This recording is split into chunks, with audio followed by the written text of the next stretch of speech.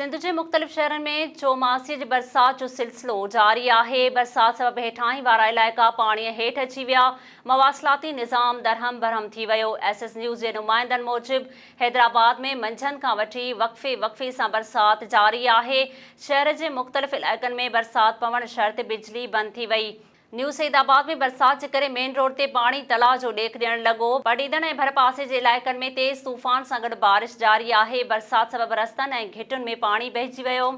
सफ़ाई न थियण जे करे गटर उथली पिया। वापदा जा 6 फीडर बंदि थी विया। शहदाद कोट ऐं भरपासे में तेज़ हवा सां गॾु ज़ोरदार बरसात सबबि बिजली ऐं मवासिलाती निज़ाम दरहम बरहम थी वियो।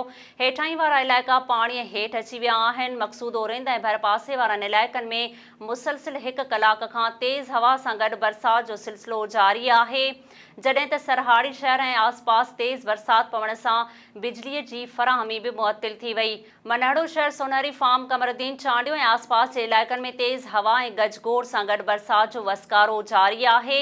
बरसात सबबि गर्मीअ जो ज़ोर टुटी वियो ऐं मौसम ख़ुशगवार थी वई। जॾहिं त बरसात सबबि हेठाहीं वारनि इलाइक़नि में पाणी भीजी वियो।